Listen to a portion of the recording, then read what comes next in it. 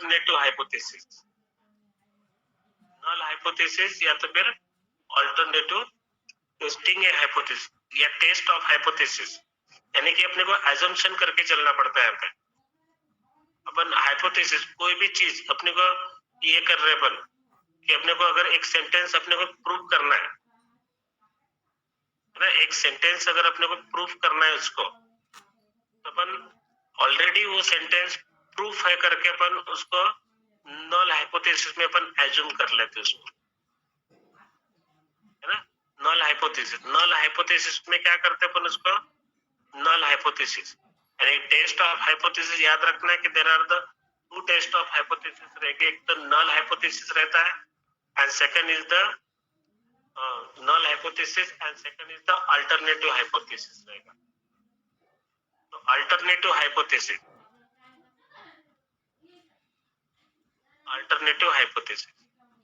तो null hypothesis को अपन h base to 0 h not के साथ डिनोट करते हैं,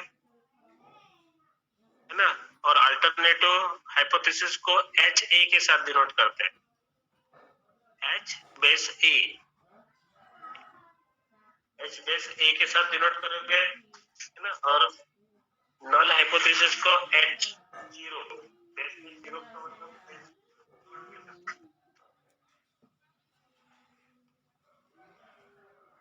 H नॉट के साथ अपन डिनोट करेंगे।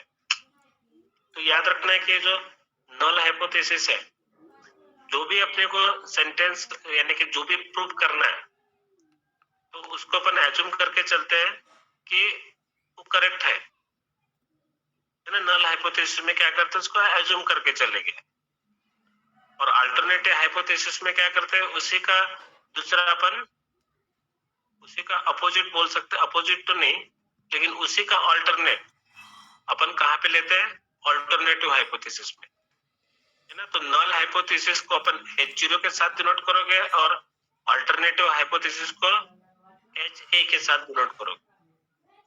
तो ये नल हाइपोथेसिस ना, नल हाइपोथेसिस जो एक्सेप्टेड है या रिजेक्टेड रहेगी वो which is depend on the, तो उसके अगर जो कैलकुलेटेड वैल्यू रहेगी, है ना, उसको वैल्यू अपन कैलकुलेट करने वाले हैं, कैलकुलेटेड वैल्यू और उसके थ्योरेटिकल वैल्यू। अगर कैलकुलेटेड वैल्यू अगर लेस आती है उसके थ्योरेटिकल वैल्यू से, तो उसके लिए थ्योरेटिकल वैल्यू नहीं क्या, इतने सैंपल्स के लिए उसके थ्योरेटिकल वैल्यू क्या है ना। वो थ्योरेटिकल जो वैल्यू का मतलब जो भी डिफाइन किए रहेंगे वहां पे, है ना, उसका टेबल ही रहता है। तो थ्योरेटिकल वैल्यू और ये जो अपन जो भी एग्जांपल के लिए अपन कैलकुलेट करेंगे, तो कैलकुलेटेड वैल्यू अगर less than the theoretical value रहती है, तो ये जो null hypothesis is accepted. Null hypothesis क्या रहेगा, यहाँ पे एक्सेप्ट होगी। अगर सपोज करते हैं जो थ्योरेटिकल वैल्यू अगर ग्रेटर है देन द कैलकुलेटेड वैल्यू से, तो जो नल हाइपोथेसिस रहेगा विच इज द रिजेक्टेड। तो इस तरह नल हाइपोथेसिस एक तो एक्सेप्टेड रहेगा या तो फिर रिजेक्टेड रहेगा। तो इस तरह यहाँ पे अपने को देखना है कि कब वो रिजेक्टेड रहेगी और कब वो एक्सेप्टेड रहेगी। तो ये नल हाइपोथेसिस और अल्टरनेटिव हाइपोथेसिस के बारे में देखना है। तो नल हाइपोथेसिस अगर रिजेक्टेड रहती तो अल्टरनेटिव हाइपोथेसिस क्या रहेगी, एक्सेप्टेड रहेगी। और alternative means null hypothesis accepted रहेगी, तो ये अल्टरनेटिव हाइपोथेसिस क्या रहेगी, यहाँ पे रिजेक्टेड। तो इसके लिए भी अपना लेवल ऑफ सिग्निफिकेंस और लेवल ऑफ कॉन्फिडेंस का यूज करते हैं। दो में से एक का अपन यूज करते, एक तो लेवल ऑफ सिग्निफिकेंस देखते या तो फिर लेवल ऑफ कॉन्फिडेंस, दोनों का यूज बोलते नहीं। लेवल ऑफ सिग्निफिकेंस और लेवल ऑफ कॉन्फिडेंस उसके अकॉर्डिंग अगर उस लेवल पे आ जाती है वैल्यू, तो अपन अपना जो हाइपोथेसिस रहेगा एक तो एक्सेप्टेड रहेगी या तो फिर रिजेक्टेड रहेगी, है ना। तो इस तरह यहाँ पे याद रखना है कि अपने को ये टी टेस्ट देखेंगे, chi स्क्वायर टेस्ट देखेंगे और एफ टेस्ट, है ना। तो सैम्पलिंग और सैंपल सैम्पलिंग और सैंपल।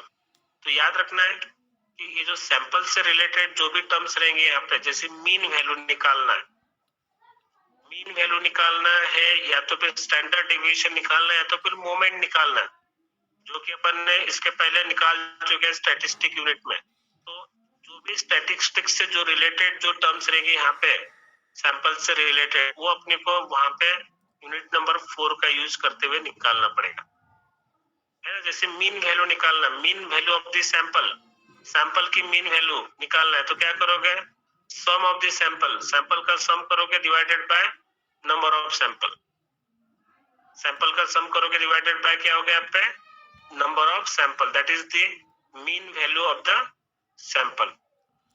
उसी तरह अगर सपोज स्टैंडर्ड डेविएशन निकालना रहा, स्टैंडर्ड डेविएशन, स्टैंडर्ड डेविएशन का क्या फॉर्मूला है कि अंडर रूट में अपन क्या निकालते हैं, अंडर रूट में एफ आई इन ब्रैकेट में X I minus X bar का होल स्क्वायर ना, X I minus X bar whole square divided by capital N, है ना। तो this is the formula of the standard deviation का फॉर्मूला है फॉर द ग्रुप डेटा के लिए।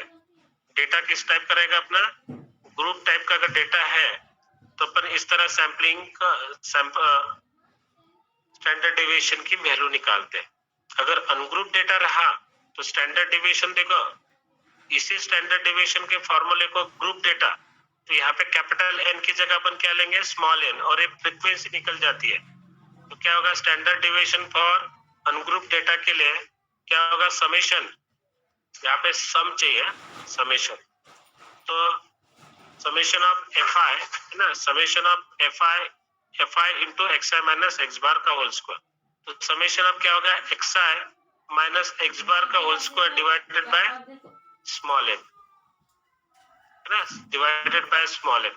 तो इस तरह अपन स्टैंडर्ड डेविएशन निकाले के, this is the standard deviation, है ना, for the sample, and this is the standard deviation का जो फॉर्मूला अपन यूज करने वाले हैं, this is the for ungroup data के लिए, अनग्रुप डेटा। तो अंडर रूट में summation of X I minus X bar का whole square divided by N, तो यहाँ पे क्या होगा, this is the standard deviation का। तो ये जो स्टैंडर्ड डेविएशन से जो भी रिलेटेड टर्म्स है, या तो मीन वैल्यू, तो जो अपन ने स्टैटिस्टिक में निकाले थे उसी का यूज करते अपने को वहां पे निकालना है। ठीक है, आ रहा है ख्याल में? Yes sir. हाँ, तो ये थ्योरेटिकल है ना, ये थोड़ा थ्योरेटिकल पोर्शन रहेगा, इसको अच्छे से ही करना है आपको। तो मीन वैल्यू हो गया, स्टैंडर्ड डेविएशन, है ना, ये सारे अपने को स्टैटिस्टिक में जो अपन ने यूज किए थे फॉर्मूले, उसी का यूज करते हुए यहाँ पे निकालना पड़ेगा। ठीक है, और जनरलाइज करना है तो इसके लिए अपने को यहाँ पे टी टेस्ट है, काई स्क्वायर टेस्ट है ना, या तो फिर एफ टेस्ट रहेगी। ये दोनों ही मेन टेस्ट है, टी टेस्ट या काई स्क्वायर टेस्ट है ना, जनरलाइज करने के लिए। तो इतना क्वेश्चन अपने को यहाँ पे इस यूनिट में पढ़ना है। तो देखो आज के आज ही नहीं, क्या आप क्या करोगे, मार्को चेन है ना, इसका एक वीडियो देखोगे आप, समझ रहे क्या? मैं भी चाहूँ तो अभी ये कर सकता हूँ, लेकिन इसका एक वीडियो देखना है, क्योंकि अभी अपनी 22 तारीख से एग्जाम है। पता टाइम टेबल मिल गया क्या आपको? Yes sir. 22 से आपके सेशनल एग्जाम है। तो अभी ये मार्को चेन आपको उसमें से पढ़ोगे तभी हो पाएगा थोड़ा, है ना। और टेस्ट ऑफ हाइपोथेसिस, ये थोड़ा सा इन टेस्ट ऑफ हाइपोथेसिस के ऊपर भी बहुत ज्यादा वीडियो है, और इसके लिए भी मार्को चेन के ऊपर भी एक आधा घंटे का 30 मिनट्स का भी वीडियो देख लेते हैं आप, तो ये दोनों टॉपिक दोनों कवर हो जाते हैं। और उसका बेसिक जो पढ़ाया मैंने अभी, यही बेसिक रहेगा। स्टैटिस्टिक क्या रहेगा, पैरामीटर्स क्या हो गए, है ना, ये सारी चीजें उसमें रहने वाले हैं। टेस्ट ऑफ सिग्निफिकेंस ये वगैरह ये रहेगा। तो अगर इतना पोर्शन पढ़ते हैं तभी आपका ये जो यूनिट है, यूनिट नंबर 5 ही कंप्लीट हो जाता है। याद रखना है एमसीक्यू टाइप के, मैं अभी आपको कुछ क्वेश्चन देने वाला हूँ एमसीक्यू के, जो फाइनल एग्जाम में आपको काम में आएंगे। समझ रहे क्या? हाँ, है ना? तो क्वेश्चन बैंक दूंगा तो उस क्वेश्चन